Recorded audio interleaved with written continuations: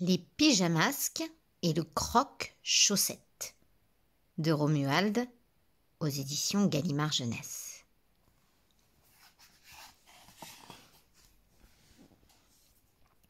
Cette nuit-là, la lune est noire, elle ne veut pas briller. Au dehors, les lumières de la ville s'éteignent une à une. C'est le moment pour Yo-Yo de revêtir son costume. Il s'apprête à sortir dans la nuit quand la voix de ses parents retentit. « As-tu bien rangé ta chambre, mon garçon ? Tes devoirs sont-ils terminés ? Es-tu sagement couché ? » Oui, ne vous inquiétez pas, tout est fait, leur dit-il. Mais Yo-Yo ne dit pas la vérité. Au lieu de ranger sa chambre, il a jeté toutes ses affaires en boule dans son armoire et n'a pas fini ses devoirs. Soudain, un bruit bizarre se fait entendre.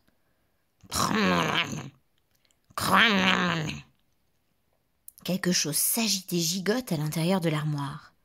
« Qui est là ?» demande Yo-Yo. Les portes s'ouvrent alors en grand et laissent sortir une incroyable créature. Une espèce de patchwork géant, fait de pièces de tissu grossièrement cousues. « Qui es-tu, toi ? Qu'est-ce que tu fais là ?» s'étonne Yo-Yo. « Choc, choc ! Je suis le croque-chaussette. Je suis fait de morceaux de vêtements et cousu de fil blanc. J'apparais dans les placards, mal rangés les enfants. » Et ils se mettent à chanter en gobant tous les habits qui traînent. « Pendant la nuit de la lune noire, j'apparais dans vos placards. » Il est complètement dingo, celui-là, pense Yo-Yo. S'il réveille mes parents, ils vont voir que ma chambre n'est pas rangée et que je ne suis pas couchée. Allez, oust ! Grâce à son costume de chat, Yo-Yo fonce sur le croque-chaussette à la vitesse de l'éclair. Il le précipite au dehors, rebondit sur sa bedaine et se retrouve sur le derrière. « Choc, choc, aïe !» crie le monstre. « Ça ne va pas, non ? Et si je mangeais ton costume maintenant, tête de chat ?» Yo-Yo appelle à l'aide Bibou et Glu-Glu, ses deux meilleurs amis. Dès qu'ils arrivent, le croque-chaussette s'enfuit. « Que se passe-t-il ?» s'inquiète Glu-Glu. « D'où venait cette drôle de créature ?» demande Bibou. « Je ne sais pas du tout » répond Yo-Yo. En entendant ces mots, le croque-chaussette revient à la charge. Mais les pyjamasques ont une drôle de surprise en le voyant.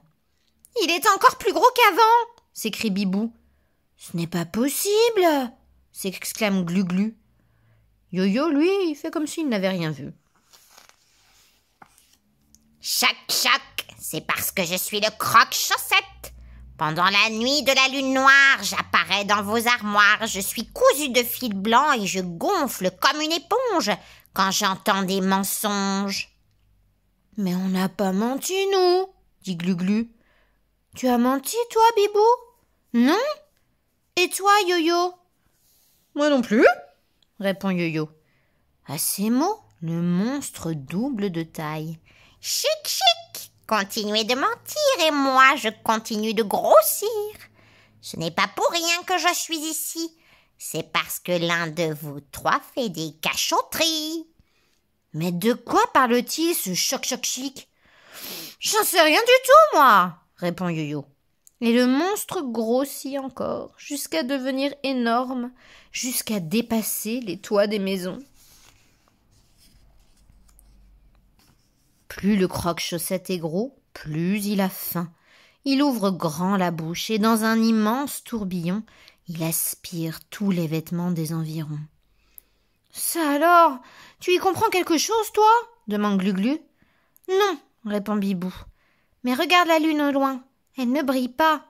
C'est la nuit de la lune noire et tout le monde sait que pendant la... »« On en discutera plus tard !» dit Yo-Yo en courant vers le croque-chaussette. « Il faut faire quelque chose, sinon demain, personne n'aura plus rien à se mettre. » De son côté, le croque-chaussette n'a qu'une envie, c'est de faire des bêtises aussi grosses que lui. Il n'a rien trouvé de mieux que de s'asseoir dans le grand canal pour le faire déborder. Catastrophe. L'eau commence à monter. Les trottoirs sont inondés. Cette fois, ça suffit les âneries. Les pyjamasques interviennent. Bibou s'envole vers le monstre du tissu pour lui tirer les oreilles. Mais celui-ci riposte en crachant une volée de chaussettes sales. « Beurre, quelle odeur !» se dit Bibou en se bouchant les narines. « Ça me rappelle la cantine !» Pendant que Bibou fait diversion, Yo-Yo et Glu-Glu en profitent pour grimper sur le croque-chaussette. Ils veulent essayer de le découdre en tirant sur ses fils. Mais à cause de son pouvoir collant, Glu-Glu s'est emmêlé dedans. « Attends, on va te sortir de là !» le rassurent ses amis. Maintenant, c'est encore pire. Les voilà tous les trois ligotés, emmêlés, emberlificotés. L'eau ne cesse de monter, la ville va être inondée et le monstre va les avaler. Il n'y a qu'une chose à faire pour venir à bout du croque-chaussette. Yo-Yo le sait. Il doit dire la vérité. « D'accord, j'avoue, c'est ma faute !» crie Yo-Yo. « Le monstre est apparu dans mon armoire car je ne l'avais pas rangé. J'ai menti à mes parents et voilà où on en est. » « Mais tout le monde sait qu'on ne doit jamais mentir pendant la nuit de la lune noire !» s'écrie Bibou. « J'avais oublié !» avoue encore Yo-Yo.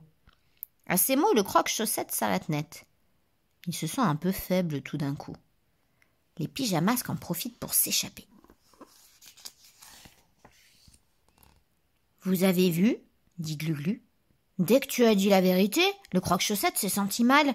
Il s'est arrêté. »« Je crois qu'il n'aime pas les enfants qui disent la vérité, » remarque Bibou. « C'est peut-être le moment de lui raconter toutes les bêtises qu'on a faites. »« Choc, choc, non !» crie le croque-chaussette. « Ce n'est pas la peine, taisez-vous, ne dites rien !»« Moi, j'ai mangé trop de bonbons, » commence Bibou. « Et moi, j'ai eu une mauvaise note, » ajoute Glu-Glu. « Choc, choc, assez !» crie le monstre en se bouchant les oreilles du mieux qu'il peut. « Et moi, je me suis pas lavé les dents. Moi, j'ai trop regardé la télé. » Yo-Yo sourit et se met à faire comme ses amis. « Moi, j'ai mis une sardine dans le sac de la maîtresse. Et j'ai mis des bigoudis à mon chat. Moi, de la farine dans le parapluie de ma mère. Moi, du dentifrice dans les chaussures de mon père. Et moi, termine Yo-Yo, moi, depuis 3 jours, je n'ai pas changé de chaussettes. » Toute cette vérité est insupportable pour le croque-chaussette. À ces mots, il se découd entièrement.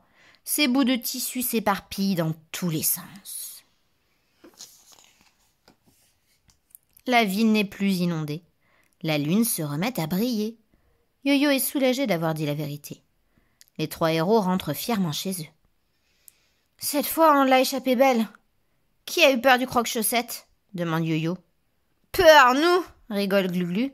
« Non, ne dis pas ça, conseille Bibou. Si jamais on ment, le croque-chaussette pourrait revenir nous embêter.